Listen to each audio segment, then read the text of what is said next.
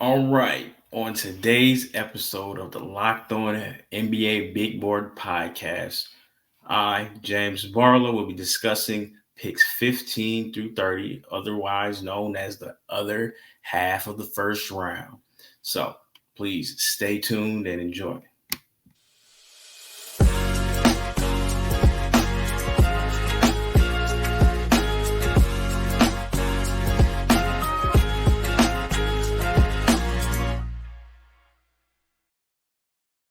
Big shout out to all of our first time listeners. I want to thank you. Thank you very much for making us NBA Locked On Big Board and the Locked On Network your first listen. This episode is brought to you by LinkedIn Jobs. LinkedIn Jobs helps you find the qualified candidates you want to talk to faster. Post your job for free at linkedin.com/lockedonnba. That's linkedin.com/lockedonnba to post your job for free. Terms and conditions apply. All right, I got a lot to get to, and it's just me today. So, without further ado, let's get right into it. With the 15th pick, I have before I start there, if you this is your first time hearing me, or this is your first time watching the NBA Big Board podcast, and your team is not picking 15 through 30, you can find my mock draft on my Twitter, or X, at Draft Junkie James, or you could find it in a previous podcast I did last week with Richard Stayman. I talked about picks 1 through 14.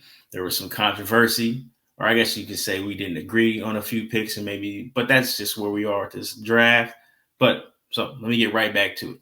The Miami Heat, I have the Miami Heat selecting Isaiah Collier out of USC. Why Isaiah Collier? I just feel like the Miami Heat probably need to get a head start on that reset button. I know that a lot of people are high on Collier. He's not as tall as I thought he would be, but at 6'3", strong, built like a linebacker, point guard, gets downhill, and he excels when he does get downhill. I think the jump shot needs to improve, but we can say that about 90% of this draft, especially the young guys, the freshmen. So I think the pick right there would be Isaiah Collier. They tried it out with Terry Rozier at the end of the year. Unfortunately, he got hurt. I don't know how the conversations went with Jimmy Butler and Pat Riley. Maybe there's some smoke where there's fire, there's some smoke. Where there's smoke, there's fire, But I don't think Jimmy's getting younger. And one thing that we've learned about the playoffs this year is that it's becoming a young man's game. Maybe they try again, but maybe they try to get a head start on the reload, I guess, because the Heat don't really rebuild. But Collier here, if nothing else, he will be a change of pace guard, and he will get them a head start on the youth movement that is probably incoming. At 16, I have the Philadelphia 76ers selecting Cody Williams. Cody Williams you'll probably see him a lot higher on other mocks, and that's perfectly fine. I'm cool with it. That's their mocks. I think Cody ultimately is a 3-and-D guy, but he will need to, of course, gain weight. And I think his jump shot, there are still going to be questions about his jump shot. I know he shot the ball well this last season at Colorado, but he does have a slower release. And ultimately, I think his best role in the NBA will be more so off the ball. I know he did handle a little bit at Colorado, but I don't think that he is the strongest ball handler.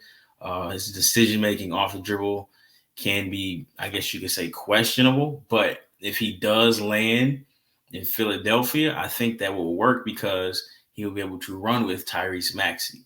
I believe Kelly Oubre lined himself up for a payday. I think Philadelphia fans are tired of Tobias Harris, and the Sixers will need to get younger. Embiid has a history of injuries. So ultimately, you're dealing with, I guess you could say, two timelines. And they are picking 16. Maybe they shoot for Paul George. Maybe the stars are aligned and LeBron decides that he wants to play and, help that. But even still, you're still going to need a younger guy because Embiid's we don't know how long he has, especially just with his history of injuries. But I like Cody Williams in this spot. I think you would get the optimal performance out of him here, and he will just develop into, I think, the 3-and-D player that he is destined to become. All right, at 17, I have the Los Angeles Lakers, not coached by Danny Hurley, selecting Svi Missy out of Baylor. So I believe Jackson Hayes is a free agent. I don't think that he did have his moments, but ultimately, like, Jackson Hayes is just Jackson Hayes, which means he is going to tease you at times with his talent, and sometimes he's going to frustrate you. I think the Lakers fan base is ultimately sold on this draft going with a big because they do need some depth. I know Anthony Davis did play, I think, 71 games last year, which is very good, but ultimately he's in his 30s. He does have an injury history. I'm not going to make any AD injury jokes because he played a lot of games last year, but you still need front court depth. So with this pick, I do have them taking Z Missy out of Baylor. He's a young, raw, and again, I know it kind of sounds like I'm talking about Jackson Hayes again, but Z Missy can play. He's a vertical lob threat. He blocks shots. He does need to get better around the rim, but if he does end up playing with LeBron, I think he'll give you the lob threat that you would like to see in pick and roll, and he does have a motor. I feel like if you, as a fan, a Lakers fan, are not familiar with Z Missy, look up his game against Duke and look at the defensive performance he put on against Kyle Filipowski. Like, he can slide his feet, he can move his feet. Kyle Filipowski, projects to be a playmaking big, and he had nothing for Z Missy. But at the same time, he's really raw. Now, he does show flashes of being able to put the ball on the ground, but ultimately you're not going to ask him to do that, especially on a Lakers team that is still trying to contend. 18th pick, and I'm flying through these because I have to get through the entire first round. Have questions, you can add me on Twitter, and you can talk about it in the comments. But at the 18th pick, I do have the Orlando Magic taking Jared McCain out of Duke. He, in a sense, feels a need because Orlando does need shooting. And that was probably their biggest bugaboo. They had some games against Cleveland where cracking 90, cracking 100 was tough, and they need floor spacing. I think ultimately the ball is always going to end up in either Franz Wagner's hands or Paolo Banchero's hands. So in this situation, Jeremy McCain fits in perfectly as a smaller shooting guard because you're not asking him to make plays. He can play off the ball, and he can space the floor. I think he does rebound well at 6'2", 6'3", which is also a plus. But on that team, he would complement those big playmaking forwards. Ultimately, I know that the Magic GM, he likes long, tall guys. So maybe they go in a different direction there, which also leads to the next pick. And if they don't take McCain, I think Keyshawn George would be very interesting there because he, at 6'8", can shoot the ball and he can pass. So it'll be interesting to see, but I just feel like you still do need guards. They do have the Magic do need to make a choice with their guard rotation, as they did draft Anthony Black last year, who wasn't able to crack the playoff rotation. But they did play. They found something in Jalen Suggs, and they found good minutes in Cole Anthony. So it'll be interesting to see if they want to go small or they want to keep up with what they've been doing in the past, which is going big. At 19, I have the previously mentioned Keyshawn George out of Miami. 6'8", big fan of his game, shoots the ball well, has some passing ability, can handle. Not the best athlete in the world, but he's an okay athlete. The stories say he grew, I want to say, 8 inches over the past 3 or 4 years. It was just some major unexpected growth spurt. But the young man has a lot of talent. If he is here available for Toronto, I think he fits the mold of what Toronto, what Masai Ujiri likes to do. Just tall, Swiss Army knife, can do more than one thing kind of guys. And rounding out the top 20, I have Jacoby Walter. I guess you could say falling to the Cleveland Cavaliers. Either way you want to look at it, I think this is a good spot for him, especially if the Cavs decide to move on from Darius Garland. That's where the rumors are heading. Again, it could be just internet talk, but it feels like Cleveland needs to do some reducing at positions. So if Donovan Mitchell is your point guard of the future, you're going to have to pair him with a shooting guard who can play off the ball, and that's what I feel like Jacoby Walter does. So that rounds out 15 through 20. Got to take a quick break. I will get into the next set of guys. So as I take that break, let me tell you about eBay Motors. Really quick. eBay Motors, such a great thing they have going on here. So let me tell you about eBay Motors. Passion, drive, and patience. The formula for winning championships is also what keeps your ride or die alive. eBay Motors has everything you need to maintain your vehicle and level it up to peak performance. Superchargers, roof tracks, exhaust kits, LED headlights, and more. Whether you're into speed, power, or style, eBay Motors has you covered. With over 122 million parts for your number one ride or die, you'll always find exactly what you're looking for. And with the eBay Guaranteed Fit, your part is guaranteed to fit your ride every time or your money back. Because with eBay Motors, you're burning rubber, not cash. With all the parts you need at the prices you want, it's easier to make your car the MVP and bring home huge wins. Keep your ride or die live at ebaymotors.com. Eligible items only. Exclusions apply. eBay Guaranteed Fit, only available to U.S. customers. Are you watching Fox Sports or ESPN on your TV all day? Have to turn down the volume with all that shouting? Make the switch to Locked On Sports today, a free 24/7 sports streaming channel program for you every day to bring you the biggest stories without all the screaming.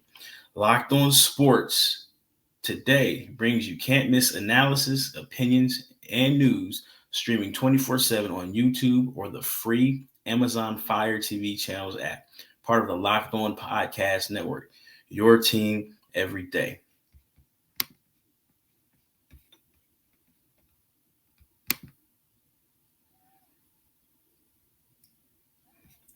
All right. So in this next segment here, we're going to talk about the next set of guys, which happens to be, we'll start with 21.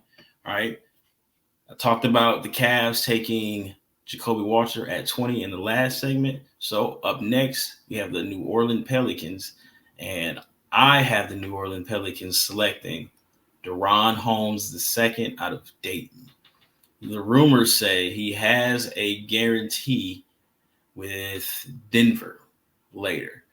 But since I'm in charge and this is my mock, I don't think he should fall that far. I think he's a perfect fit for the Pelicans and what they're trying to do.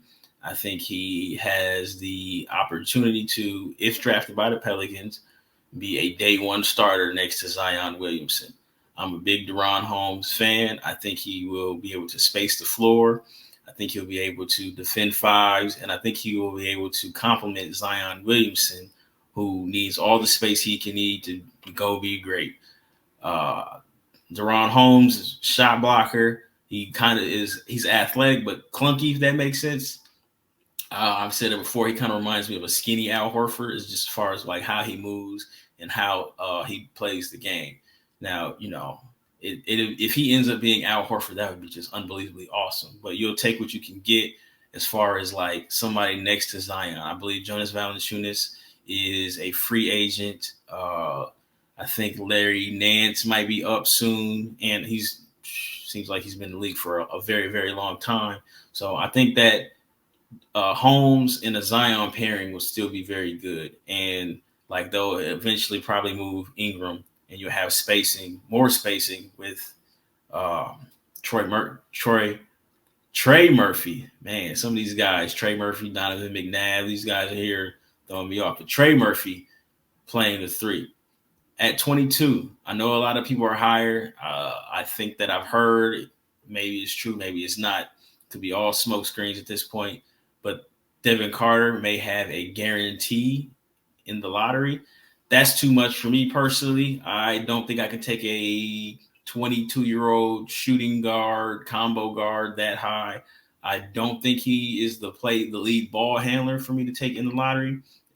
but also at the same time, in this particular draft, your guy is your guy. So that's fine. I have the Suns taking Devin Carter, and I think he fits exactly what they need as far as youth, toughness, shooting, grit, ready to go. I don't necessarily think drafting a point guard here is going to answer the Suns' questions because they have to compete right now. Like Durant is in his mid-30s. My man Bradley Beal is in his 30s. Booker, he's still young somehow. He feels like he's a 15-year veteran, but they need depth at the guard and wing position. And I feel like Devin Carter is just he's gonna bring that energy, something that like the fan base can like really, really get behind, in a playoff game. He rebounds at a high level. He shot the ball very, very well.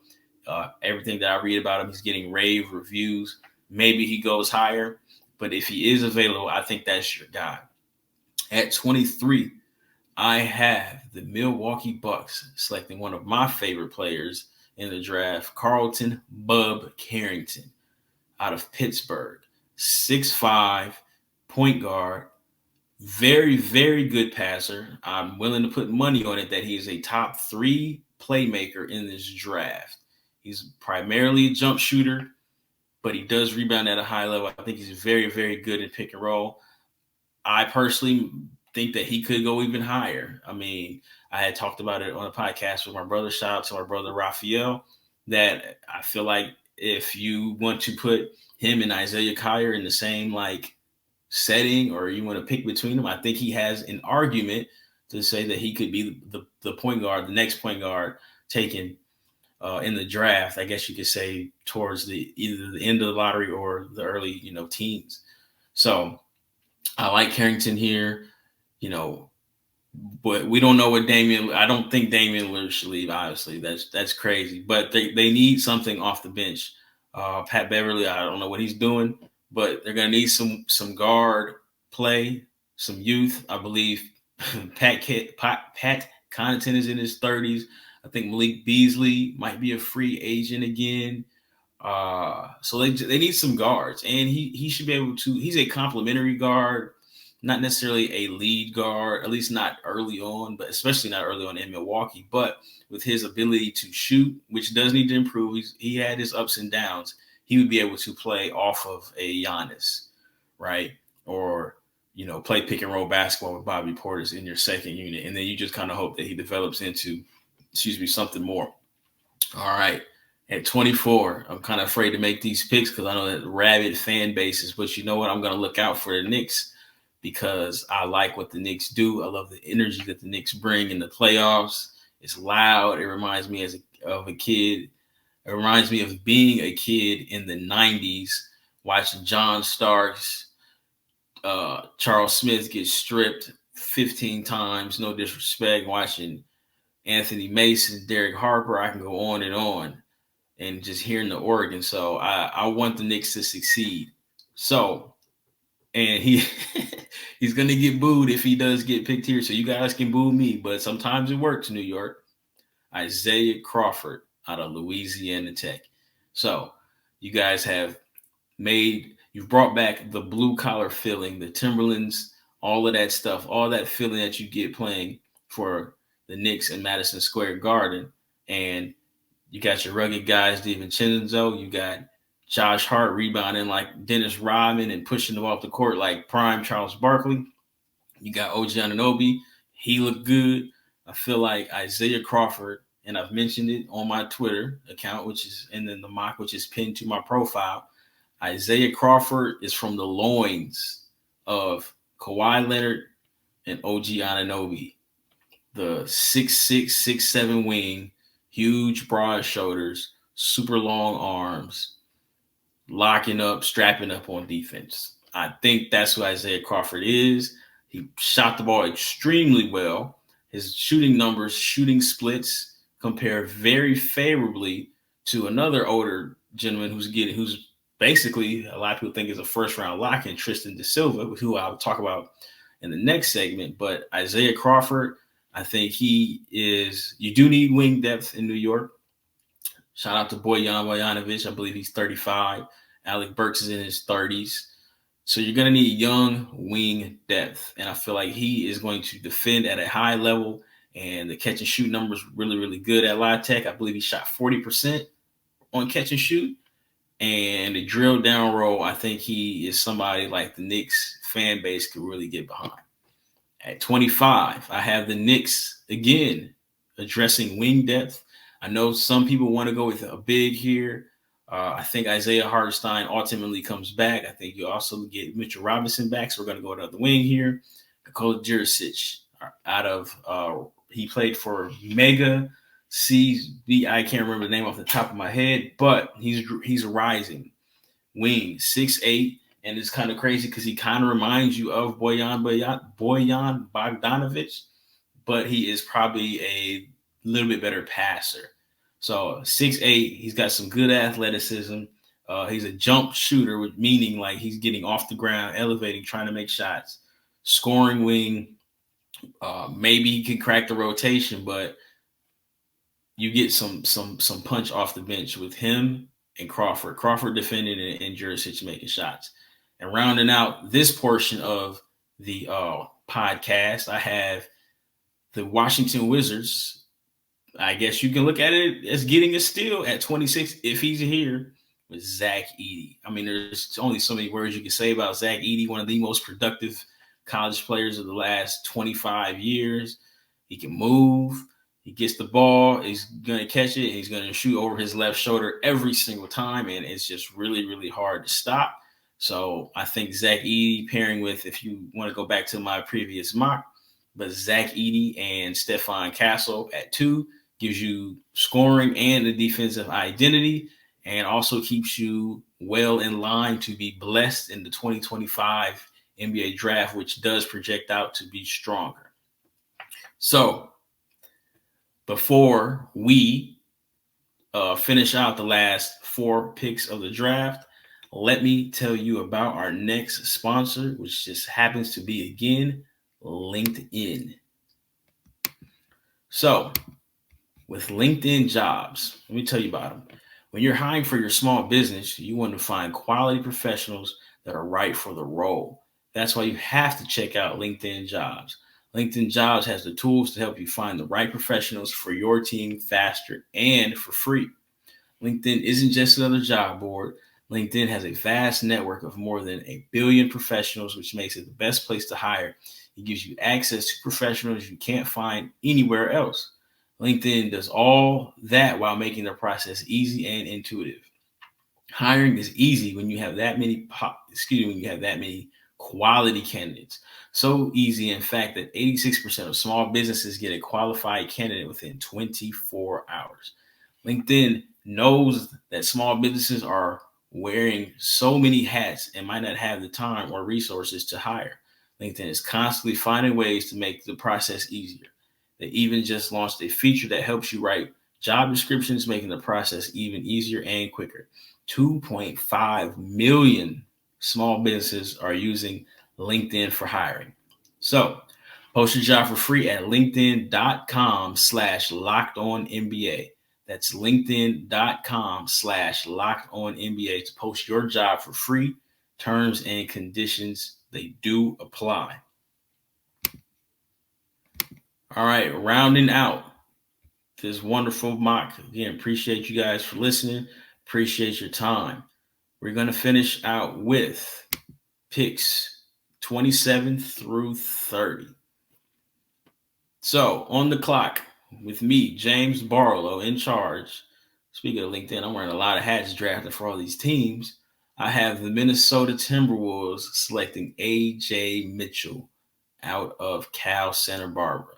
So with this decision here, I have A.J. Mitchell going to Minnesota to possibly set him up to be the point guard, however you wanted to call it, guard of the future, with Mike Conley being, I believe, 37 years old. Mike Conley is phenomenal. Like, it's really great to see small guards who, and again, we talked about this before. I've talked about this before with my brother. I think the NBA had tried to write off small guards. can't do this, or the young teams like Orlando, we try now all 6'6", 6'7", 6'8". Or you can sit here and say Boston, their smallest guard is 6'4". That's fine.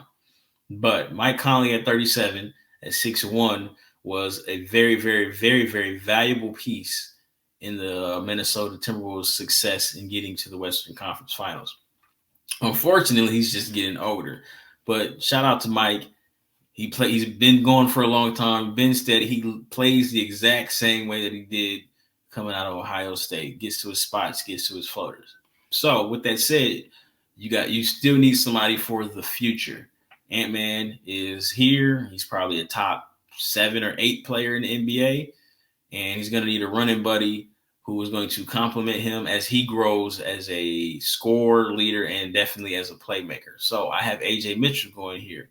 AJ Mitchell is a combo guard, but I am buying him being able to play point guard, especially in this situation, because I don't necessarily need him to be the primary ball handler, especially with Anthony Edwards being the great player that he is. AJ Mitchell, left-handed from Belgium. He can catch and shoot. He's really good in pick and roll. He gets to his floaters, not like Mike Conley, but he's bigger than Mike, more athletic than Mike, obviously not as poised as Mike. That's just some OG stuff that you just can't get in the draft, especially, in the 20s. But I really like AJ Mitchell here, and I really think that him and Anthony Edwards would definitely work well together. Next up, speaking of the Timberwolves, the team that they, I guess you could say, upset, beat the Denver Nuggets. I have the Denver Nuggets selecting Tristan da Silva out of Colorado.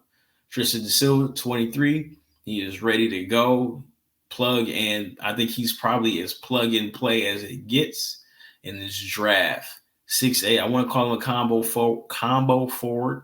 Should be able to play the 3. More than likely is going to end up defending the 4. But you can get away with that because in Denver, if he does crack the rotation, Aaron Gordon can guard 2, 3, and 4. So I have Tristan da Silva going here because he should be able to stretch the floor right away. And I feel like the Nuggets, they still have issues. They still have depth issues. Christian Brown, Peyton Watson, those guys are good, right? But ultimately, neither one has stepped up to be the 6th man that you need. And I feel like the Nuggets are trying to replace Bruce Brown. So when Michael Porter Jr. has those games, and Nuggets fans, he has those games where he can't hit the side of an ocean. And he really can't create for himself like he used to because his back is all kinds of stiff. You need somebody that you could plug in and make shots. Or if KCP he needs to blow, they need a 6th man. And maybe Tristan da Silva is that guy.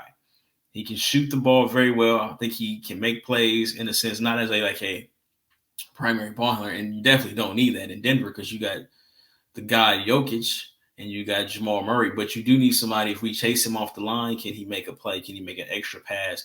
Can he shoot a floater, 15-foot jumper, collapse the defense, those kind of things? And I think that is what Tristan da Silva does well. And I think he would be a star in his role.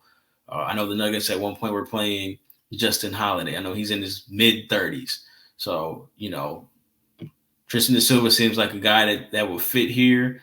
I don't necessarily think the Nuggets are trying to play somebody that they have to stash because their timeline is, even though they did lose in the second round, is obviously still right now. You got 3-time MVP Nikola Jokic.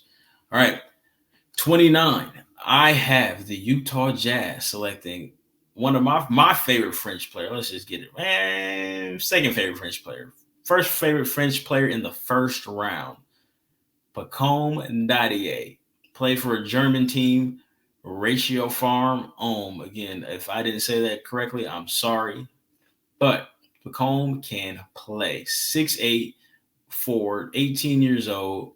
He shows the ability to put the ball in the ground. I think he's really good off the ball as far as cutting. He has picture-perfect form. If he is here at 29, I think Utah Jazz fans, you got something really, really good here because he has a lot of talent.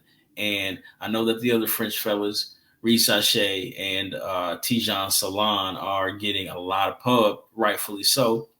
But Pacome is really, really good. He's really, really talented. And I think he is slept on. I think he can contribute. And I think in this situation in Utah, where you have a need for a wing, especially if you decide to move on from my guy Larry Markkinen, like I think Pacome is here, and I think he can return you top 15 talent if you do a redraft. So getting him at 29 would be great. If you don't like Pacome, if you're cool on the international guys, Johnny Furphy is an option here. I move Furphy to the second round, have him in the early 30s. Justin Edwards is an option here. He has, to me, I think he is underrated in this draft cycle. He shot the ball pretty well. But with me in charge, James Barlowe, I'm taking Pacome Dadier. All right, last and certainly not least, I have the Boston Celtics, who need to chill out and not win this championship because I live in Dallas. I have them selecting Kyle Filipowski out of Duke. If you are a first-time listener of myself, let me tell you that I am not the biggest Kyle Filipowski fan at the projected draft range. Now, does Kyle Filipowski do some really good things? Yes. I think the shooting is good enough. I don't think the rebounding is good enough, but I do think the passing is good. I think that at 30 in Boston, he feels a need because Al Horford, God bless, me and Al Horford were in school around the same time, so he's a little older. He's still doing his thing out there. With that said, you don't need Al playing 82, so you're going to need a rotation big. Porzingis has a long history of being injured, and you don't need him for a whole 82 because it looks like Boston might have the closest thing to a dynasty right now. So you're going to need rotation guys when guys get hurt. Kyle Filipowski will allow for Boston to continue to play 5 out, which makes them very tough to beat because at every position, every spot, the guy can knock down a 3 and makes those reads for your stars, Jaylen Brown, Jason Tatum. It makes those reads a lot easier to make when all I got to do is beat the man in front of me and drive and kick, and you got swing, catch and shoot 3. So to me, Kyle Filipowski fits perfectly right here because he can pass. So if he is making those threes, you chase him off the line, should be able to have vision to make plays. And I think that he would fit perfectly for what Boston is doing, especially as a rotational big. So I know that was a lot. Thank you for bearing with me. But before I go, please let me tell you about Locked On Sports Network again. So Locked On has launched the first ever national sports 24/7 streaming channel on YouTube and is now it's also available on Amazon Fire TV and the free TV channels app. Locked On Sports Today is here for your 24/7 covering the top sports stories of the day with the local experts of Locked On, plus our national shows covering every league. Find Locked On Sports Today, now available on the free Fire TV channels app. So that concludes this podcast. Again, I appreciate you for listening. Please stay tuned. We will be back tomorrow with more content. Thank you very much from the Locked On NBA Big Board Podcast.